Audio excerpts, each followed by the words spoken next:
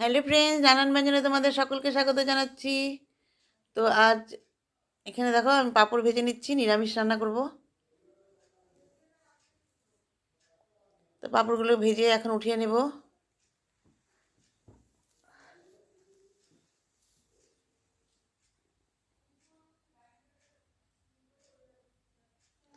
আর এই পাঁপড়গুলোকে ভেজে নেব এখন।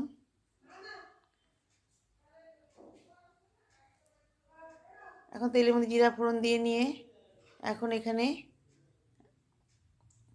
ফুলকপি আলুটাকে আমি ভেপে নিয়েছিলাম, তো এখন এটাকে ভেজে দিচ্ছি। তো এখন এর মধ্যে একটু লবণ আর হলুদ দিয়ে দেবো।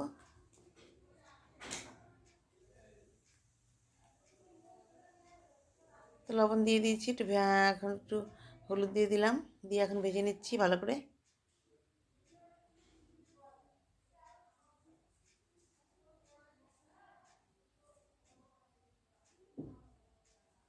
আর এখানে আদা আর কাঁচা লঙ্কাটাকে পেস্ট করে নেব।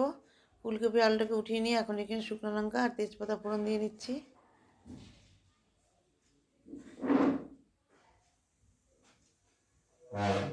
একটু ভেজে নিচ্ছি। তো ভেজে নিয়ে এখন এখানে আদা আর কাঁচা লঙ্কা পেস্টটা দিয়ে দিলাম। আদা কাঁচা লঙ্কা পেস্টটা দিয়ে একটু ভালো করে একটু ভেজে নিচ্ছি তেলের মধ্যে।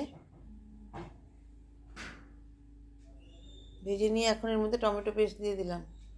টমেটো পেস্টটা দিয়ে মশলার সঙ্গে মিশিয়ে নিচ্ছি। এখন এর মধ্যে লবণ দিয়ে দিলাম আর একটু এখন হলুদ দিয়ে দেবো।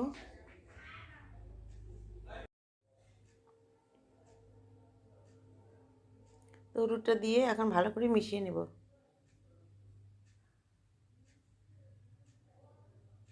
তো মিশিয়ে নিয়ে এখন এর মধ্যে লঙ্কার গুঁড়ো দিয়ে দিলাম। তো নতুন বন্ধুরা তোমরা যদি দেখে থাকো তাহলে প্লিজ একটু কমেন্টস করবে। এখন একটু জিরের গুঁড়ো দিয়ে দিলাম, এখন ধনের গুঁড়ো দিয়ে দিলাম, দিয়ে আবার ভালো করে মিশিয়ে নিচ্ছি। তো নতুন বন্ধুরা তোমরা কমেন্টস করে অবশ্যই আমার পাশে আসবে এবং আমিও তোমাদের পাশে আসবো। প্লিজ সাবস্ক্রাইব করে পাশে আসবে। আর পুরনো বন্ধুরা তোমরা কিন্তু অবশ্যই আমার পাশে থাকবে সব সময়। আমিও তোমাদের পাশে থাকবো।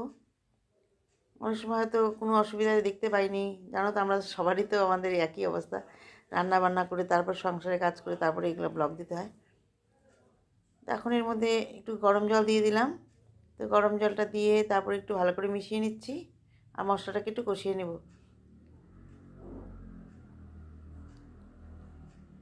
তো এবার মশলাটাকে একটু কষিয়ে নিচ্ছি, কষিয়ে নিয়ে এখন এর মধ্যে আলু আর ফুলকপিটা দিয়ে দিলাম। আলু ফুলকপিটাকে দিয়ে এখন সব মশলার সঙ্গে মিশিয়ে নিচ্ছি।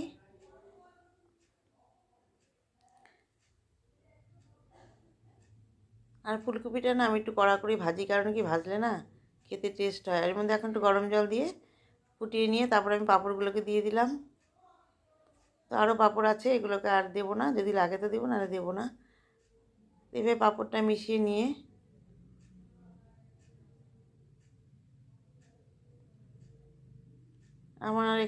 আমি এখানে এলাচ দেবো না, মানে এলাচ আছে কিন্তু এলাচটা দেবো না। আমার মেয়ে এত এলাচটা খেতে ভালো পায় না।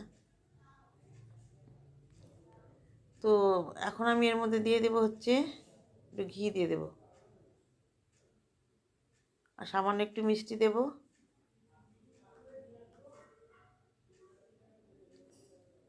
আর ঘি একটু চিনি দিয়ে আমি এখন ওইটাকে নামিয়ে নেব। এইভাবে আমার পাঁপড়ের তরকারিটা হয়ে গেল।